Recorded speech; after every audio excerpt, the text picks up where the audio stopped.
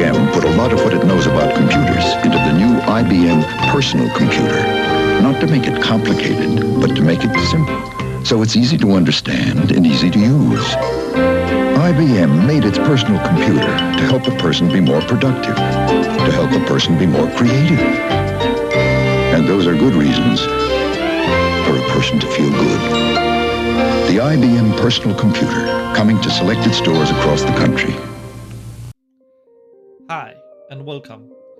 Last time we took a look at my retro battle station, the Toshiba T3100E, a machine that I will get back to in the near future, hopefully at some point during the Christmas holidays. In this episode, I'll be sharing my first memories of playing games on an IBM PC Clone. The year was 1989, a historical year. The first commercial internet service provider surfaced this year, as well as the first written proposal for the World Wide Web, and New Zealand, Japan and Australia's first internet connections. 1989 also marked the breakoff of the Soviet Union, and at the end of the year, the fall of the Berlin Wall. However, if we rewind the clocks a little bit, only a few months before the fall of the Berlin Wall, my story begins in September of 1989. I was 6 years old and had just started school, or rather preschool, or as we call it in Scandinavia, class 0. Before this time, I had only some vague memories of my dad playing and coding on his Commodore VIC-20 and Lambda 8300. The last of which is I believe a Korean clone of the ZX81. At that time, I had never interacted with any sort of computers or home micros. I had, however, played Pac-Man and Space Invaders at one of the burger bars in my hometown, which happened to have 2 arcade cabinets installed. One late afternoon, while I was hanging out outside our home playing with a friend of mine, my dad came home from work carrying a computer. I didn't pay too much attention to it at first, but shortly after he called me and told me to come inside and take a look. In our kitchen, under the staircase going up to our living room, he had set up a desk with a computer, and this is what I saw.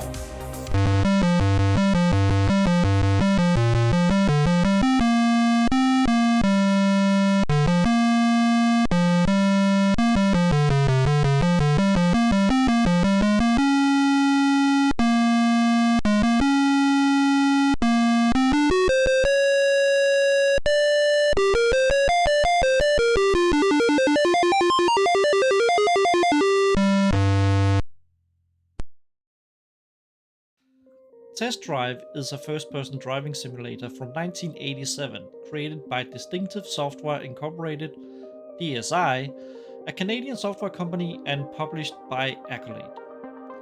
Test Drive became one of the pioneering games in the racing genre, particularly for its focus on realistic driving experiences.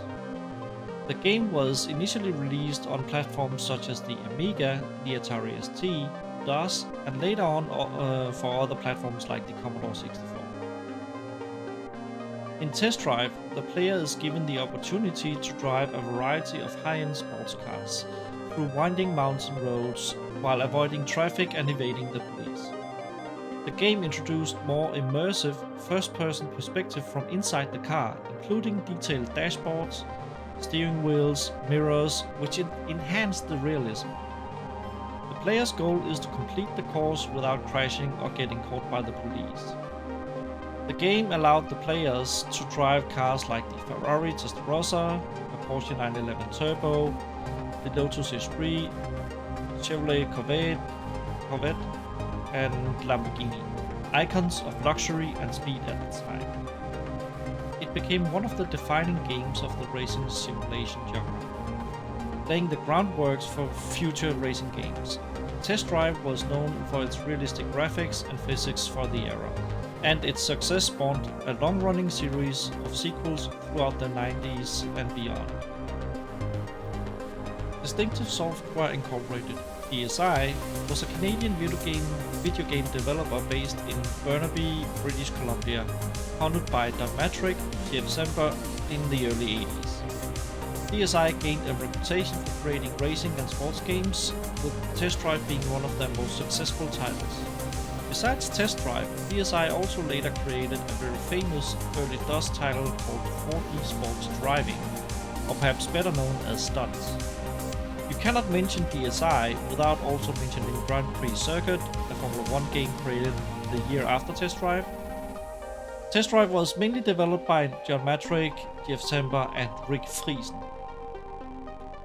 Accolade was an American video game publisher founded in 1984 by Alan Miller and Bob Whitehead, two former employees of Atari. Accolade became one of the most prominent third-party video game publishers in the 1980s and early 90s, known for games on the Commodore 64, the Amiga, and early PC platforms. Accolade published a range of games in various genres from sports titles to action games. Unfortunately, the company faced financial struggles in the 90s after some legal battles with Sega, and was later acquired by Infogrames in 1999 and now rebranded as Atari.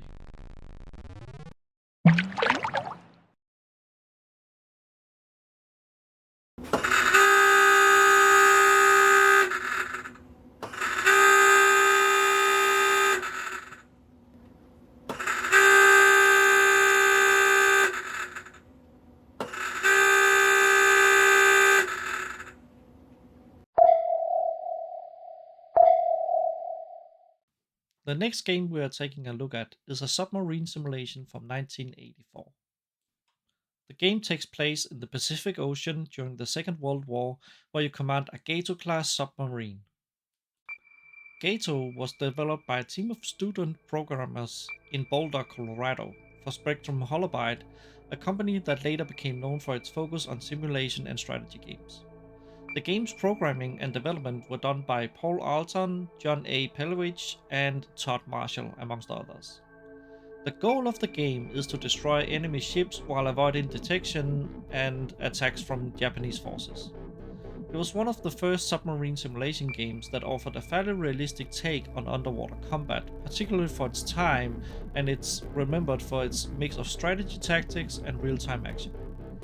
Gato means cat in Spanish, but that's actually not what the submarine class is named after.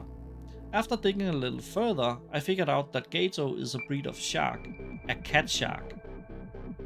Spectrum Holobyte, founded in 1983, was a game development and publishing company that became one of the key players in the simulation genre during the 80s and early 90s.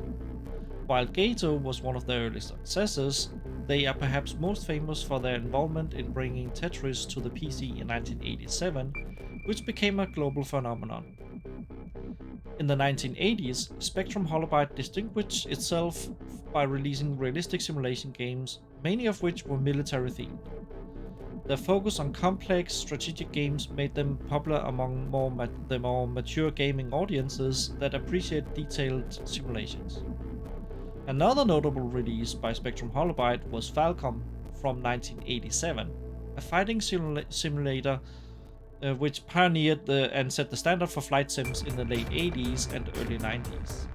Its realism and attention to detail made it a favorite amongst flight enthusiasts. The last game I'm showing you as a bonus is Bushido. There's very little information out there, and I've never seen a big box or small box released of it. If it exists, I'd be very interested in learning more about it. Bushido, subtitled The Way of the Warrior, was developed and released in 1983 by Ebenel Enterprises Limited and published by Advanced Computer Products for the PC and early IBM PC compatible machines. John and Robert Lee's creation of Bushido marked an important milestone in gaming history, as it's considered the first martial arts fighting game for the IBM PC platform. However, there is no clear evidence or record that the Lee brothers were involved in any other major video games after Bushido. Dave Freeman, the guy behind Advanced Computer Products, plays a more significant role in the history of computing than in game development. Advanced Computer Products was one of the earliest computer retail stores in the US. His work with advanced computer products contributed to the growth of the personal computing industry, making computers and, by extension, computer games more accessible to the public. The company, which he started in 1976, focused primarily on selling and distributing personal computers such as the Apple II, the Commodore PET, and the IBM PC, rather than on developing and publishing a large portfolio of video games and software.